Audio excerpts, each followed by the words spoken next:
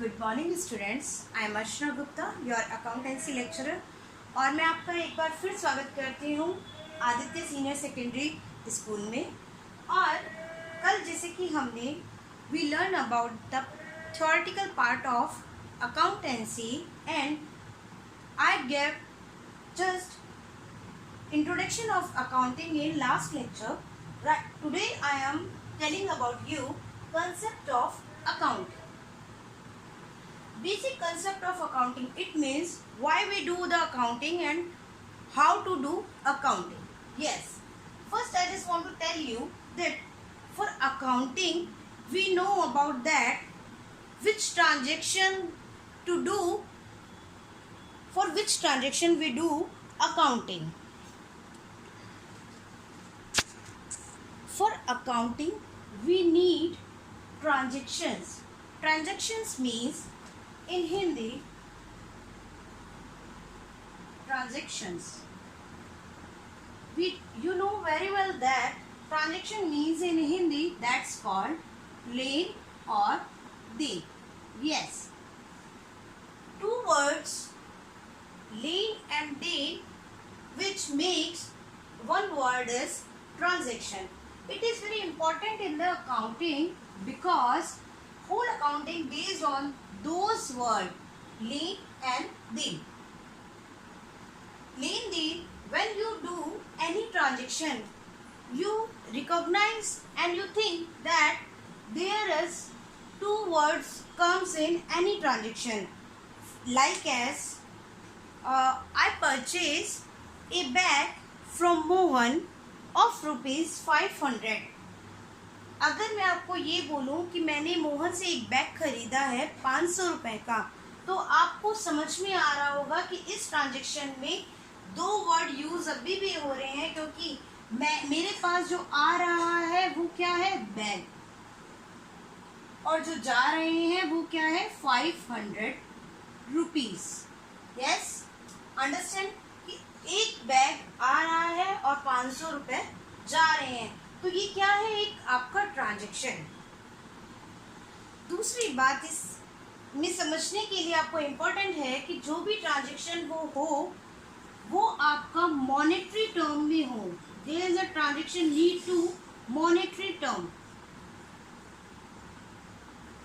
Without monetary term transaction we don't need to do account in our records. Yes, हमें ऐसे transaction जिसकी value rupees में count नहीं हो सकती है, मॉनेटरी टर्म्स में नहीं हो सकती है, हमें उसे अपने अकाउंटिंग रिकॉर्ड्स में लिखने की ज़रूरत नहीं है. बिकॉज ऑफ दैट हम उसे लिख ही नहीं सकते.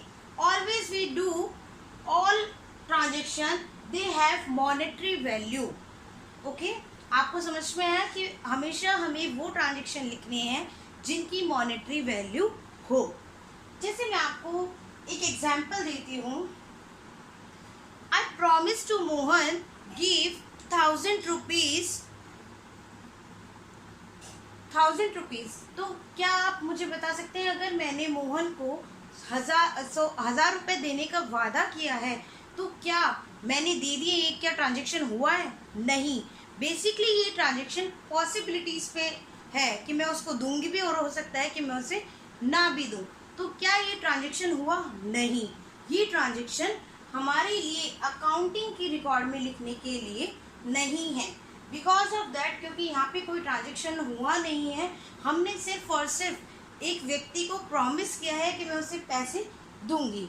इसलिए आप ये याद रखिएगा हमेशा कि अकाउंटिंग बेस होती है मॉनेटरी टर्म में. अगर आप उसे डिफाइन कर सकते हैं या आपने कोई भी ट्रांजेक्शन मॉनेटरी वैल्यू में किया है, तभी आप उसे अकाउंट्स में रिकॉर्ड करेंगे. दूसरी बात, मैं आपको कुछ एग्जाम्पल दे देती हूँ कि टर्म्स कैसे होंगे. देखिए,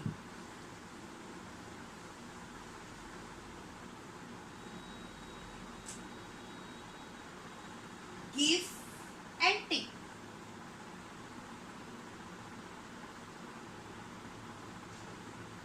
गिव एंड टेक आपने सुना होगा, देना और लेना या लेना और देना, दोनों तरह का हो सकता है. ये दोनों तरीके से हो सकता है। आप किसी भी ट्रांजेक्शन में या तो कुछ दे रहे होंगे या कुछ ले रहे होंगे। देखिए फर्स्ट, जैसे कि मैं आपको बता देती हूँ, मैंने मार्केट से 10,000 का फर्नीचर खरीदा, तो मेरे पास आया क्या, मैंने लिया क्या है, furniture. I receive furniture and give 10,000 rupees. Yes, मैंने 10,000 रुपये दिए हैं और फर्नीचर खरीदा है मैंने, वो मेरे पास आया है। ऐसे ही मान लीजिए मैंने 100 रुपए की कचौरी खाई, ठीक है, तो 100 रुपए की कचौरी अगर हम खा रहे हैं तो मेरे पास आया क्या, कचौरी, और गए क्या, 100 रुपीज। तो आप देख रहे हैं यहाँ पे कि हर चीज का एक ट्रांजेक्शन हो रहा है, और ट्रांजेक्शन कैसा हो रहा है, या तो कैश में, और ये ट्रांजेक्शन क्रेडिट में भी हो सकता है। लाइक कैश मैं आपको बताती हूँ, मैंने मोहन से 3,000 रुपए का टेबल खरीदा। यस, टेबल कैसे, उधार खरीदा, लेकिन अब यहाँ पे आया क्या हमारे पास, टेक मतलब मेरे पास आया क्या है, जो आपका लेन है, और ये क्या है, दे।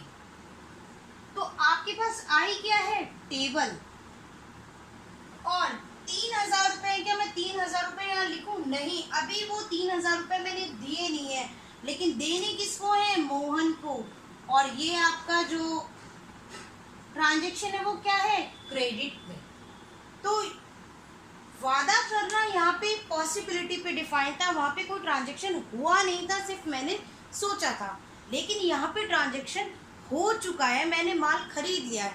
ऐसा बिल्कुल नहीं है कि मैं 3,000 रुपए मोहन को ना चुकाऊं, मोहन को चुकाने होंगे 3,000 रुपए, और मैंने उधार में माल खरीदा है, कुछ टाइम का उसने मुझे मोहलत ज़रूर दी है, मतलब टाइम पीरियड दिया है चुकाने के लिए, लेकिन ये 3,000 रुपये मुझे चुकाने होंगे, ठीक है।